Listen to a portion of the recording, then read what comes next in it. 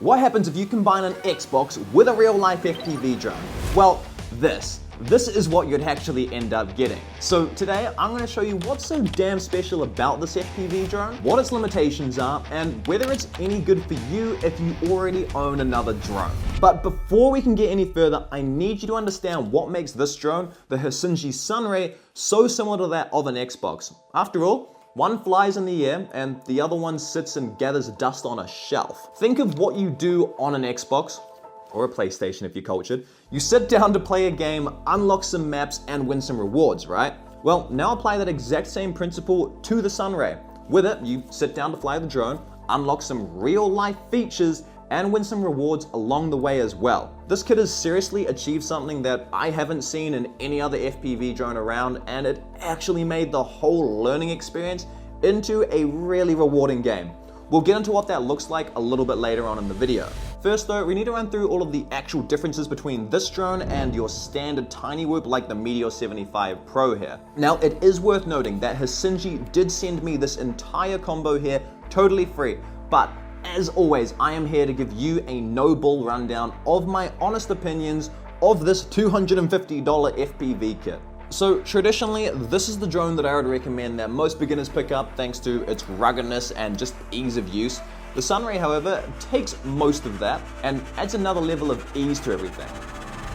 Mostly. Starting off with one of the toughest elements that beginners struggle with the most. This element is something that is the biggest pain point for so many people, as it's just so stupidly finicky to control. The drone will go up and down and twitch all around the place as your fingers react, causing you to smash into the ground over and over again. It's something that you do eventually understand, but it can make flying nearly impossible at first as you don't understand how to maintain a stable hover. What I'm talking about here is the throttle control. This little guy has got a really useful feature called altitude hold, where once I've got the drone motors spinning and I push up on the throttle stick, the drone takes off and maintains a fairly stable height on its own. It's not completely autonomous hovering and you are going to notice it drifting around a bit, but hey, in terms of height, it does stay pretty well locked in. This allows you to be able to learn how to control a drone without having to immediately stress about what the heck your throttle stick is doing all the time. Alright, secondly, this is actually a big consideration if you like the idea of not damaging your house or maybe any young kids that might be around while you fly. Starting off, you're going to crash, and you're going to crash a lot.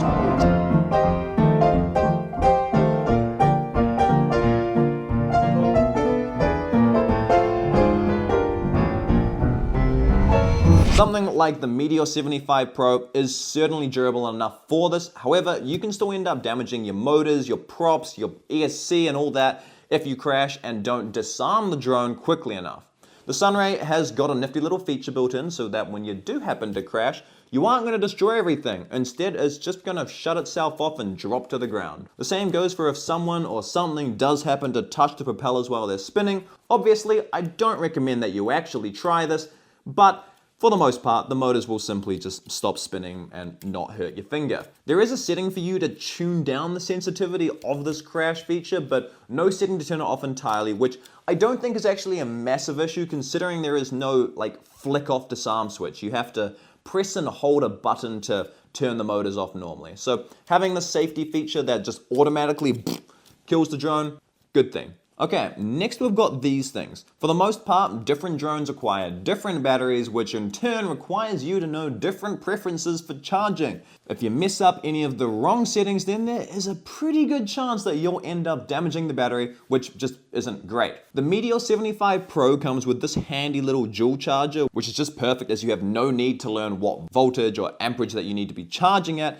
and the same goes for the Sunray. It comes with this 4-bay battery charger, which uses a simple USB-C plug-in to start charging. The reason this is a big deal is because this isn't always the case for tiny whoops, and some actually require you to figure this stuff out beforehand, so it's always nice to see just a simplistic, easy to use solution. That now moves us away from the drone entirely and over to the goggles and the remote, both of which come included in the Sunray kit. I'm gonna put the remote here to the side for now, and we'll touch on that shortly. So for now, we've got the goggles. These are analog box goggles that actually have a really solid build quality to them. This could be possibly thanks to the fact that they are apparently made in partnership with Fat Shark, who have been in the world of FPV for a very long time and in turn have also built themselves up a very reliable name. Regardless though, these things provide a solid link between the drone and your eyes, and with an additional module that goes on the side in here, this bit, you can actually record your DVR. In saying this, I do wish that there was an optional SD card slot for recording without the module, but there isn't, so on its own, you'll be the only one that can see your video feed unless your friends have another pair of analog goggles. For the price of the kit, the goggles and camera transmission are actually solid, and I really don't have any complaints towards either of them. Okay, and so that brings me on to my favorite element of this entire drone kit.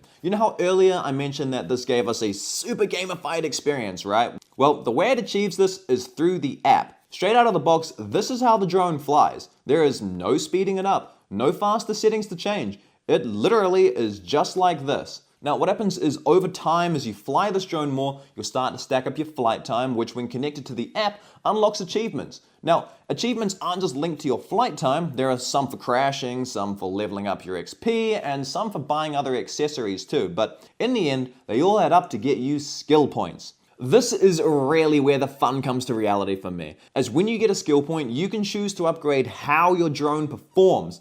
That means you get to adjust your up and down speed, horizontal max speed, acceleration speed, or your speed, all by using those skill points. There are also two other options to play around with called traction control and reverse speed, both of which don't make any significant differences for me flying, but they still do aid in specific movements. Now, I specifically asked to not have the team at Hisinji unlock my drone's maximum performance on their back end because I really wanted to test out just how hard or easy it was to unlock things. The only reason I truly believe this drone is amazing at gamifying the experience is because I've specifically put myself through a solid 90 minutes of actual flight time with it now. The first 70 minutes of that flight time, I earned and unlocked skill points just as you would, gained achievements and leveled up my profile, all of which seriously made me want to go out and fly it way more. After this point, I did reach back out to Hisinji and ask them to unlock the full power of the drone for me so that I'd be able to show you what it was actually capable of at max power. Unfortunately, I don't have the time to spend thousands of hours on this review, hence why I reached out to get this drone unlocked. Anyway, I've got a few thoughts regarding its maxed out flight performance, which I'll get to next, but for now, I'll leave you with this comparison between the first flight performance to the maxed out flight performance. There's a pretty big difference, eh? Righto, with all that fun stuff out there for you to now digest, it's about time to identify the weak points of this kit, because yeah, it does have some. Let's finally move to the controller, which I do want to start off by saying is a really well made and honestly a premium feeling controller. It's got speakers, soft press buttons, and even a vibration motor inside, which is something that reminds me a lot of an Xbox controller. It does fall short in two ways, however.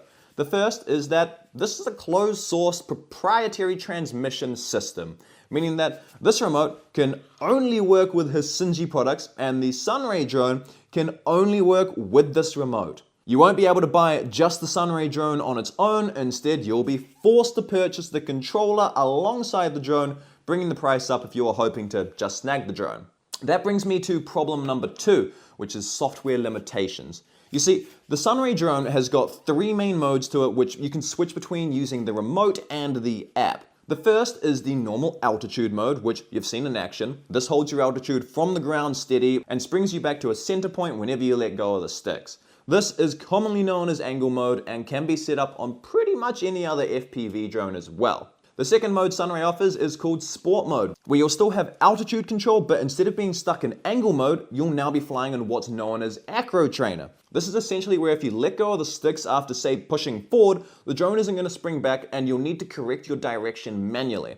This is as close as you can get to full acro mode, which is where you perform tricks and have full control and usually ends up being the goal for most beginners to reach. Then the final mode that the Sunray offers is called Classic. This is the only mode where you have full control of your throttle in a very similar way to how it would be controlled on any other FPV drone. The difference here, however, is although you now have control of your throttle, you do get put back onto the springing back angle mode. And I feel like this is a massive opportunity that's actually been missed. You're able to learn proper throttle control in classic mode with assistance in other areas, and then flip over, you're able to learn acro controls while not having to worry about your throttle. But after that, there is no combining those two skills with this drone. Yeah, that's right. There's no acro mode whatsoever, just those two sport modes and the angle mode. I feel like this is a limiting factor in more than one scenario, but it mostly takes away a massive opportunity for beginners to put all of their skills to the test, and actually in the end forces you to leave the Hisinji ecosystem if you want to progress any further.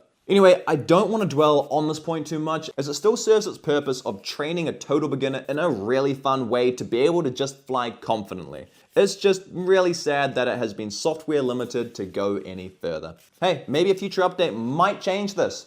Who knows? That brings me on to the only other thing about the performance that is really a bit of a letdown. After I had this drone unlocked to its full performance, I took it out for a few good flights and immediately noticed that the altitude assist really started to break down. And then in classic mode, where you have full control of the throttle, the prop wash could nearly knock this entire drone out of the sky. What I mean with the throttle assist breaking down is that I could be flying around in either normal or sport mode, and suddenly, without me increasing the throttle at all, the drone would just start to rise in height.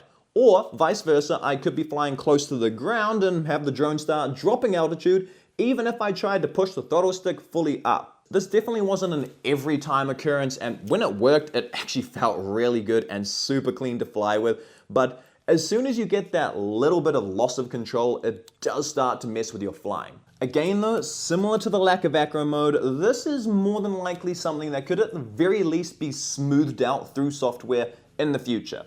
I will say, as a word of caution though, don't ever hold your breath or buy based on future potentials. Only ever buy something for what it is at that moment in time. Otherwise, you might just very well be setting yourself up for disappointment in the future if those promised features never actually come to fruition.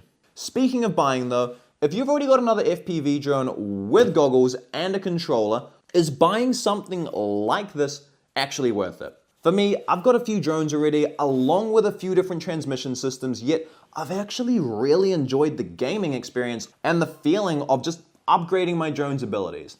Now, even though the analog goggles are actually a solid addition to the kit and can be used with other drone cameras, it still leads towards a hard no from me. The proprietary controller system means you can't just buy the Sunray drone to use with your current system, and realistically, you'd just be much better off putting your money into something like the Meteor 75 Pro. Now, even if this all seems totally perfect for you and you do go to purchase it, the controller is always going to be your limiting factor thanks to the proprietary transmission. That means at some stage you're going to be faced with the tough decision of which non-proprietary controller to buy and how much you need to spend on it. Thankfully though, in this video here, I spent a whole bunch of money just for you, so together we can find out what the differences are between stupidly cheap and expensive controllers. And of course, which one you should be buying.